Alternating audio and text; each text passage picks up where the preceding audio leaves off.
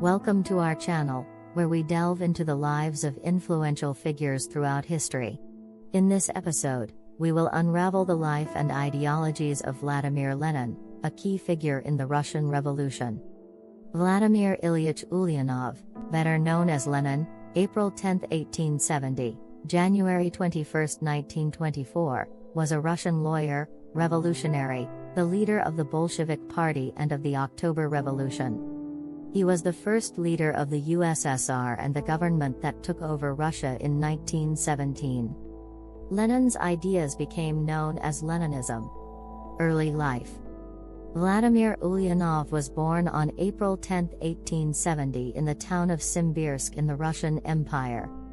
His mother was a schoolteacher and his father was an education official. Technically, his father's job made him and his family noblemen. Lenin began studying politics in high school.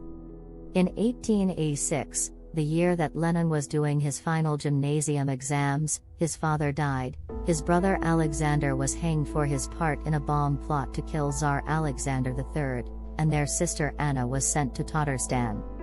This made Lenin furious, and he promised to get revenge for his brother's death.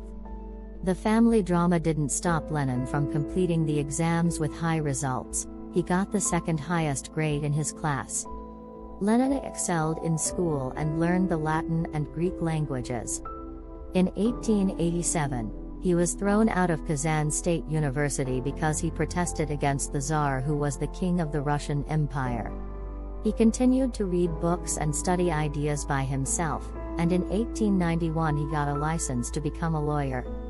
Before the revolution, while he studied law in St. Petersburg, he learned about the writings of Karl Marx and Friedrich Engels, who were both philosophers from Germany. Karl Marx's thoughts were called Marxism.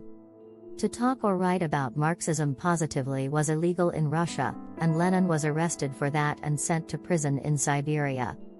This punishment was harsh because Siberia is very cold and isolated, and almost impossible to escape. In July 1898, still in Siberia, Lenin married Nadezhda Krupskaya. In 1899 he wrote a book he called The Development of Capitalism in Russia. In 1900, Lenin was set free from prison and allowed to go back home. He then traveled around Europe. He began to publish a Marxist newspaper called Iskra, the Russian word for spark or lightning. He also became an important member of the Russian Social Democratic Labour Party, or RSDLP. In 1901 he began calling himself Lenin. In 1903, Lenin had a major argument with another leader of the party, Julius Martov, which divided the party in two. Lenin wanted to establish socialism right away, rather than establishing capitalism first and then making the transition to socialism.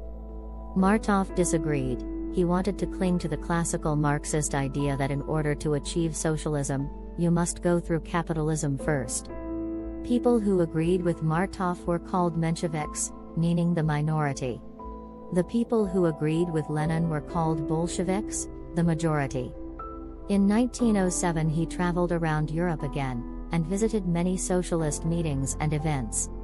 During World War I he lived in big European cities like London, Paris, and Geneva. At the beginning of the war, a big left-wing meeting called the Second International included the Bolsheviks. The meeting shut down when a lot of the groups argued whether or not to support the war.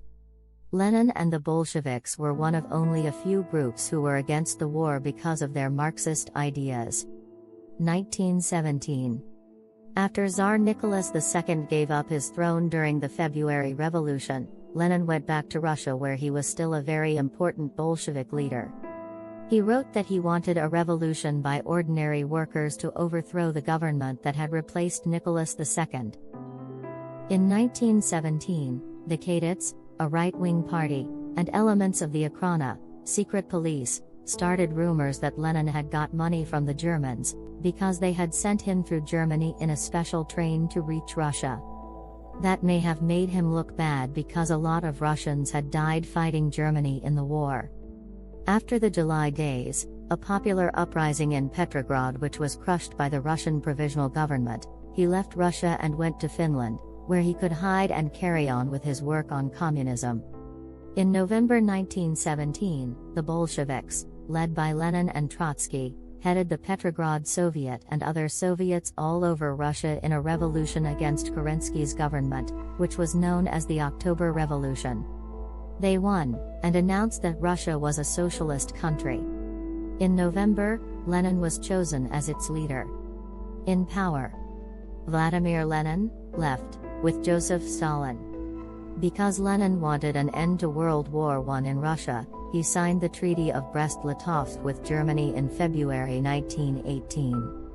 While the treaty ended the attack by Germany, Russia lost a large amount of land that it used for farming.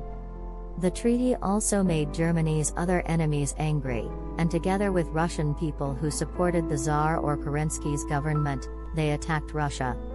Lenin made rules that as much food as possible was to be given to Bolshevik soldiers in Russia's new Red Army. This meant that they won the war, but ordinary people were starving, and many died of hunger or disease. After the war, Lenin brought in the new economic policy to try and make things better for the country and move from capitalism towards socialism. Some private enterprise was still allowed, but not much.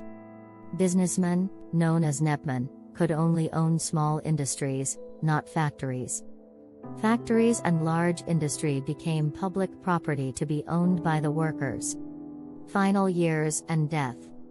A woman named Fanny Kaplan shot Lenin whilst he was making an official visit. She missed his head and instead the bullet was lodged into his neck. Fearing that he would be killed by political dissenters, he refused to have the bullet removed until a guaranteed communist doctor could be found. As a result of his direct refusal to be treated, the bullet was never removed, and is often cited as the reason he started having strokes in May and December 1922, both of which he recovered from. In March 1923 a stroke paralyzed him and left him unable to speak, and he died on January 24, 1924 of a stroke. Just before he died, Lenin had wanted to get rid of Stalin because he thought he was dangerous to the country and the government. Legacy. The city of St. Petersburg had been renamed Petrograd by the Tsar in 1914, but was renamed Leningrad in memory of Lenin in 1924. When the Soviet Union collapsed in 1991, Leningrad was again named St. Petersburg. Before Lenin died, he said he wished to be buried beside his mother. When he died, Stalin let the people in Russia look at his body. Because people kept coming, they decided not to bury him, and preserved his body instead. A building was built in Red Square, Moscow over the body so that people could see it. It is called the Lenin Mausoleum. Many Russians and tourists still go there to see his body today. After Lenin died, Stalin used him to justify his own rule, by making it look like he was Lenin's chosen successor. Join us next time as we explore the lives of other influential pioneers. Thanks for watching, and be sure to subscribe to our channel for more captivating historical insights.